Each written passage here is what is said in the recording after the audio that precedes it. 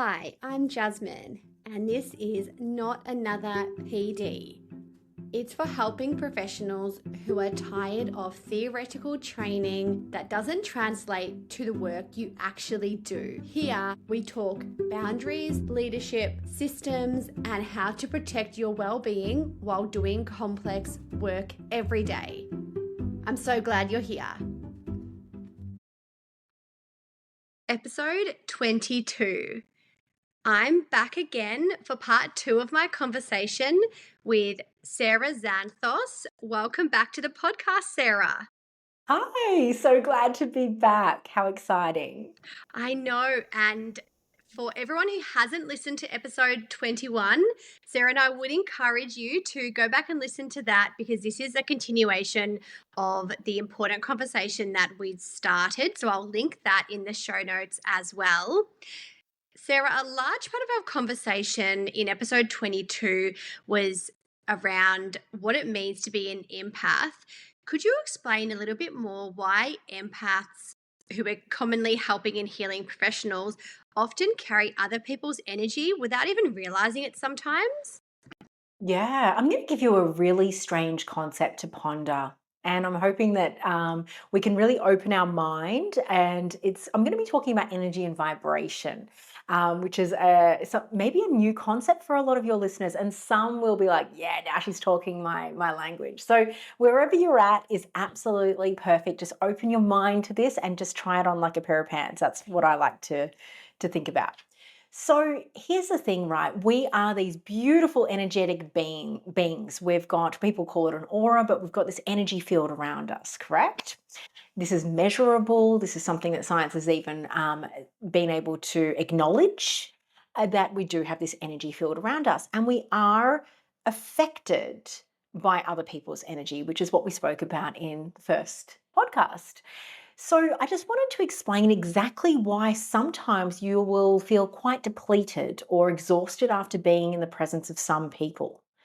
And the term energy vampire gets thrown around quite often, but I want to give you a different concept and a different understanding. I most importantly want people to learn that nobody can take your energy. Nobody can suck your energy like a vampire. We are the ones that actually allow it. And hopefully, this is going to be really clear after our chat today and how to actually stop that energy transfer, we call it, from occurring. Because once you understand this, once you get this through your understanding level, you will be able to manage it so much better and you'll feel so much better and you'll be able to help so many more people because you'll have the capacity to do it. And I've definitely heard and maybe even used that term, energy vampire.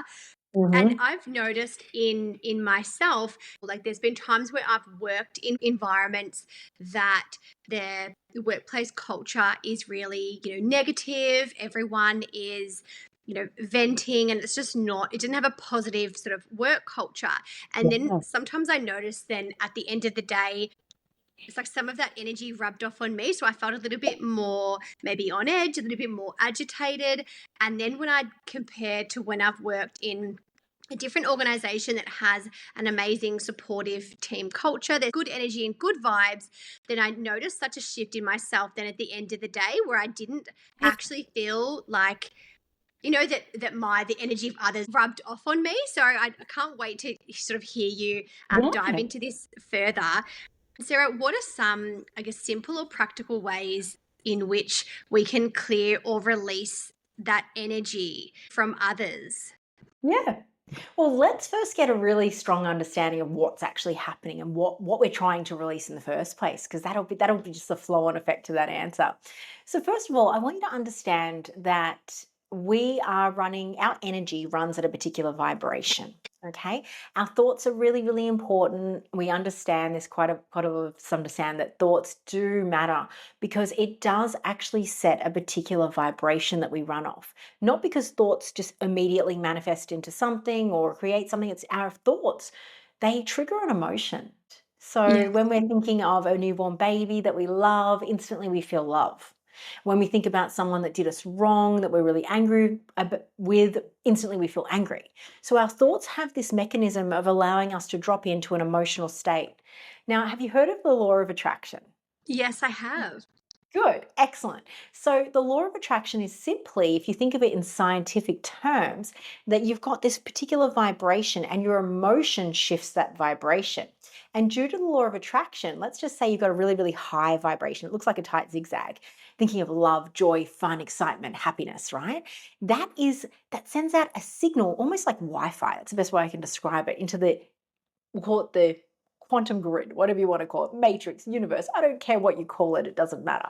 But it sends out a signal like Wi-Fi, and it has to be met by the same matching signal. That's the law of attraction.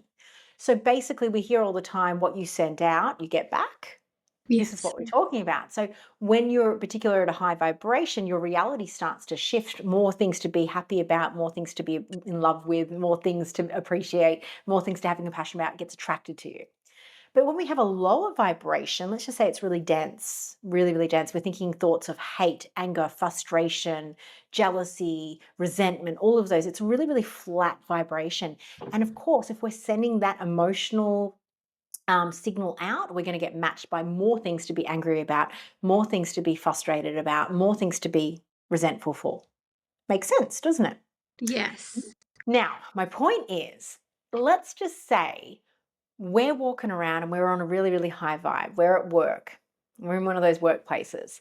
And we're on this beautiful high vibration. If it was 1 to 10, 10 being the highest vibration, 1 being the lowest. Let's say we're walking around on a 7. We're like, "Oh, happy as, everything's great." And then we come across Bob. And Bob is not happy. He is in a very dense vibration right now. Bob is sitting on a 2. He's angry, he's resentful, he's just got so much to complain about, and he's really attracting more of that. So here you are on your beautiful 7, la la la la, la, feeling great. Bob's on very, very dense vibration. Due to the law of attraction, this is really uncomfortable. I mean, think about how many times we've been in a situation where we're feeling great and then we come across someone that's in a really bad mood. It's uncomfortable being this separate, correct? It is. I think Right. we all know a Bob. We all know Bob, absolutely, and some of our clients are Bobs because they're coming to us for help, so they're already at this point. Yeah. So here's the thing, right? Usually the empath, unbeknownst to them, drops in vibration to meet Bob. Because this is really uncomfortable. Even though you're in a good mood, this feels terrible being this separate, right? It's awkward. So the empath drops in vibration to meet Bob where they are. Yeah, Bob, you're right. It sucks. Yep, yep. And then they just go right down to that vibration. But it doesn't stop there. And by the way, this is called the resonance effect. This is a particular law. So resonance effects means that we basically resonate with each other. We're like human tuning forks sometimes, and it can be in the reverse, where an empath can stay high and someone can rise to them, or you can drop. That's the resonance effect. That's a whole nother podcast. We won't go too deep on that. So here we are. You've dropped to Bob's vibration. You're both on a 2 now, for argument's sake, and you're both feeling pretty crummy. But for an empath, it doesn't stop there. So this is resonance, but an energy transfer occurs because the empath feels Bob's emotion, because the empath can experience that pain. They want to make it all better for them. So what they do is they open themselves up completely unconscious and they give Bob their energy. Here, Bob, take my energy. And then Bob, there has to be a transfer of energy. Energy can't be deleted. It can only be transferred or transformed. Again, a big subject. So what happens is you give Bob your energy and Bob replaces your energy with his low vibration. Bob walks away feeling $1,000,000 after being in your wonderful presence, and you walk away feeling horrendous. Thinking about that energy transfer that you mentioned, what are some simple or practical ways that healing or helping professionals can actually clear or release that energy that from others, or how can we actually stop that energy transfer from the Bobs? Yes, yes, yes, yes, because there's always going to be a Bob. You can't avoid the Bobs. You're going to be a Bob at some point too, and you want to avoid doing it to somebody else. So here's the thing, right? Prevention is always better than a cure. So we're always going to go with prevention. So there's some really cool techniques. First of all, good news. I want to tell you the good news. If you've just listened to this and you now have it in your awareness, you're already 95% already there. Just being aware that you have this energy boundary, then you're going to already be 10 steps ahead than you were before. So awareness is always the most important thing, because now that you've heard this, it's been lodged in your mind. You're not going to be able to unhear this. This is a good thing. So next time you are in contact with Bob, you'll be like, oh my goodness, am I doing that thing? Am I doing that thing where I'm dropping? Already you're aware of it. It's no longer unconscious. It's now the light has been shone on it. So you are aware of it. And the brain thinks it's absolutely ludicrous to allow that to happen. So the next time you're around Bob, you're going to have this energy, really feel your energy field. And some people like to put a white light bubble around the energy field. That's a really lovely way to just really solidify it before they go out. And then you're going to be in the zone and you're going to feel Bob's energy and you're going to feel your energy and you're going to make a decision. I'm going to hold my vibration. I'm not coming down to where he is and start whinging and whining and, complaining about the world where he's at. I'm going to hold my vibration. And here's the most spectacular thing. And every empath's going to love this because they love helping people. You can help everybody by holding your vibration. And by holding your vibration, I'm talking about just being aware that I'm not dropping down. I'm going to keep my mood. I'm going to keep my positivity. I'm going to enjoy this moment that I'm in. And he can come up to me. And we've all done this by accident sometimes. The amount of times your friend's been having a hard time, you caught up for a coffee, and by the end of the coffee, you're all laughing and she's feeling wonderful, you're feeling wonderful. It's almost contagious, like you've built this beautiful energy. What you did is you held the vibration for them. Instead of sympathizing with that, instead of having empathy, you were compassionate. You held space for them. You held a neutral space. This is what we spoke about last episode. By being compassionate and holding space and holding your vibration, you allow them to make the choice if they want to rise. Now, they may also choose to not want to be in your space and leave. That is free will, and that is okay, because not everybody wants to come out of their bad mood. Not everyone wants to heal. Not everyone wants to break out of the misery. Some people are really comfortable there, and that's okay too. And I'm sure it becomes a habit, and we've all seen people that are in kind of those habitual bad moods that so like any habit, it is really hard to break. And we all know a Bob. As you mentioned, we can be a Bob at some time. That if we're always used to having that kind of that low vibe energy, then it can be hard and also scary and confronting to actually consider a different way. Yeah, absolutely. Absolutely. My energy is my energy. Bob's energy is his energy. I'm here. I can hold space. I can be compassionate. I can be neutral. And you know what that looks like? Half the time, it looks like we just listen to them. We just hold our energy in place and we listen. But we don't listen to figure it out or fix it. We listen to really hear them. When was the last time someone actually just listened to you without trying to fix you? Yes, it doesn't happen very often, and probably because as empaths and people in sort of helping and healing professions, that we're used to helping people solve their problems. So if someone comes to us, whether it's in our professional roles or whether it's someone we know in our personal life, if they come to us with an issue, with some sort of grievance, it's like that the helper in us just has to, try and fix it. Oh, I know exactly what you can do. This is what I would do if I was in your shoes. Then we're moving away from actually holding space for them, aren't we? Then we go into that sort of problem solving helper mode. And of course, there is always space for that in some professions. You need to do that, absolutely. But wherever possible, if you could just hold the space, literally imagine holding the space for them in a neutral, compassionate zone where you're not trying to fix it. You're giving them this beautiful opportunity to just talk, and you'll be so surprised. They talk themselves into their own answers and provide their own solutions. And they'll walk around way and they'll be like, wow, you're an amazing conversationalist, or you are so great at doing whatever you're doing. And you think, I didn't say a word. I just held my vibration. And I feel great and you feel great. And we're both walking away at a really high vibration. Wow. That is the best tool I can give you. Yes, thank you, Sarah. And could you potentially give a practical example of what someone could say? So what could a helping professional, let's just say Bob is a client, coming into their therapy room or into their space. What's an example of something that they could actually say to sort of to maintain their high vibe energy and not reduce down to where Bob's energy is? Is there anything particular you could recommend that they say or avoid saying? Yeah, well, avoid sympathy.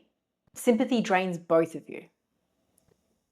Sympathy does nothing good for anybody. Pitying someone is not it's a very low vibration. So then everyone loses by pity and sympathy. So buying into oh, you poor thing, you can have compassion without pity and sympathy. You can be like, I hear you. But the most important advice I could give is ask questions. Keep asking questions. We want them to start to facilitate their own healing. We want them to start to be their own healer. We want them to be empowered by the conversation. And when we fix something on behalf of someone, we take their power away. And our role to really empower our clients to be able to make their own decisions and have actually self-efficacy in their lives, and not just try to solve all their problems when, as you mentioned, Sarah, the answer's often within. Yeah. Yeah.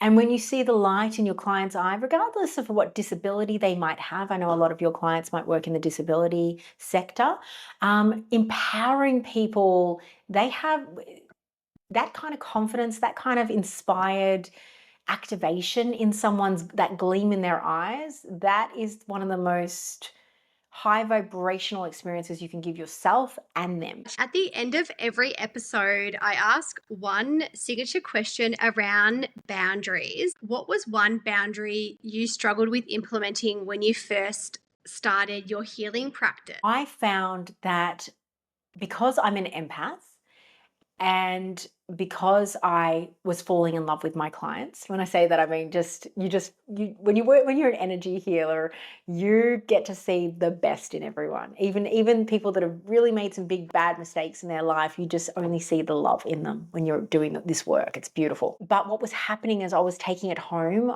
If you can imagine the cord we spoke about earlier, energy healers, we really rely on that as our superpower, by the way. That's what makes us really quite good at our job, because we have this strong connection. We can feel their emotions and we actually use it as our superpower. But what was happening was I was finding that I was taking it home with me. So I'd get home and I'd just be thinking about them and constantly churning over their horrific story that they shared. And I decided I want to cut the cord energetically with every client that I have. So after the session, I literally pretend, I'm very tangible. I pretended my hands were scissors and I imagined the cord and I snipped the cord and disconnected. So I would stop worrying about them and thinking about them. And the next time I saw them, the connection was reconnected. And here I was back in their energy again with all the memory. And something crazy happened. I can't explain it, but it worked so well. I was able to really disconnect and almost like literally forget about the stories that they'd shared, because you don't want to carry that on at home. When I'm with my family, I don't want to be thinking about this horrific story that my client just told me, that I haven't even seen a movie that bad before. And I needed to disconnect from it. So that was this amazing energetically visualization technique I can use, regardless of it being an energy healer. If you're a counselor, if you're a therapist, if you're a psychologist, if you're whatever you are, imagine cutting the cord after your session and making sure that's your delineation between home and work. That sounds like an amazing ritual. Imagine visually cutting cord, but even doing the action of cutting the cord is also, I think, really, really powerful. Thanks so much, Sarah. If anyone wants to work with you or find out more, how can people reach you? Yeah, you can reach me. Everything that you'd need to know is on my socials, but my website is wallenhealingtree.com. Nice and easy and simple. I do one-on-one transformational coaching. I do energy healing. I also offer classes, meditation classes up here in Wallen, an energy healing school if you're interested in learning a little bit more. And for your listeners, I'm going to be providing a free meditation library. So if you want to start to get into your meditation practice. These are beautiful channeled processes. So you guys will have the link to a free meditation library as well. Wow, thanks so much, Sarah. And I'll put all your contact details as well as the link to get their free meditation guide in the show notes. I can't thank you enough for coming on the podcast again. Oh, I loved every minute of it. I absolutely love talking to people. I'm really starting to open up into communities that aren't so much spiritual communities, and we're really seeing a big shift in the community of being interested in these particular conversations. So keep it up, audience. I love that people are opening up and starting to really embrace different ways of living and experiencing. Thank you so much. My pleasure. Thank you for joining me on Not Another PD. If this episode was helpful and you'd like to find out more, you'll find ways to work with me in the show notes. And if there's a topic you would like covered or someone you think should be on the podcast, I'd love to hear from you. Remember, clear boundaries don't just protect our clients, they protect us too.